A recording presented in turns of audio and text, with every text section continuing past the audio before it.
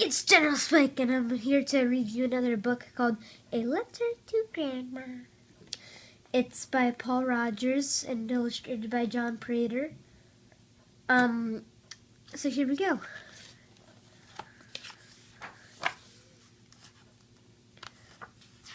It's written in 1994. Lucy lay in her bed in her room in her house on Maple Street and thought of the whole town spread out around her.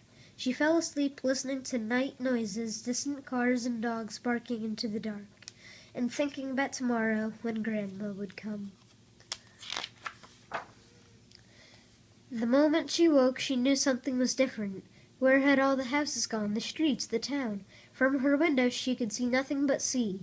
She ran out of her house barefoot onto the sand, past the yard, past the garage, past the front door, under her own bedroom window. "Breakfast's ready," Mom called. Lucy climbed back up the cliff, leaving a necklace of footprints around the island.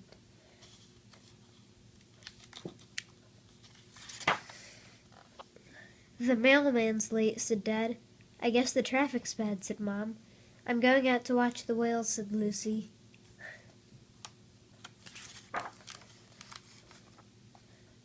"That's where my school used to be," she thought, "over there. This is where the street was." She picked up a starfish. And there she laughed as two crabs scurried away.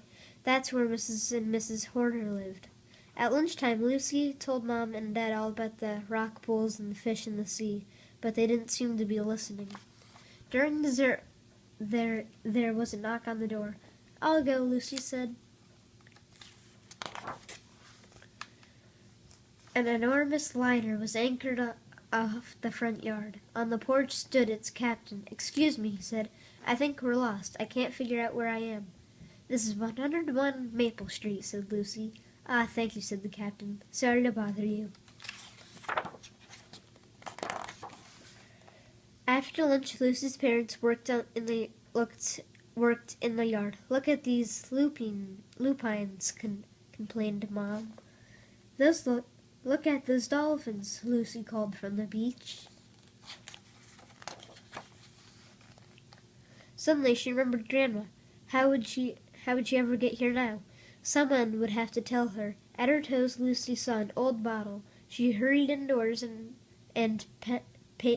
for pen and paper and wrote, "Dear Grandma, I can't wait to see you. Our new address is 100 Maple Street Island. Please come soon. Love and from Lucy." Then, rolling the message up, she slipped it into the bottle and pushed it out to sea.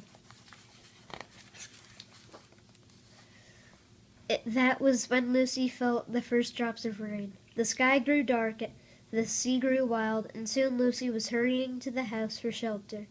From the window she watched the storm. Now Grandma would never make it, she thought. Then, out of the distance, she spotted a small boat. One moment it was riding a giant wave, the next it was lost from sight, but gradually it grew bigger and bigger until Lucy could make out Grandma's waving.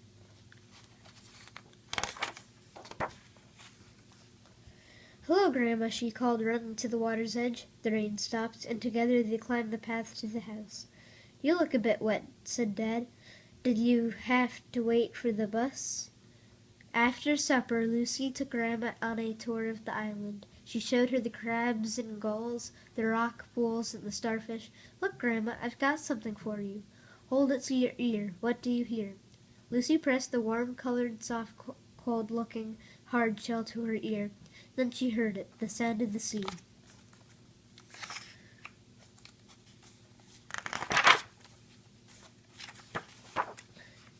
Then she sat on Grandma's lap on the deck chair, on the beach, on the island, and together they watched the ripe sun go down.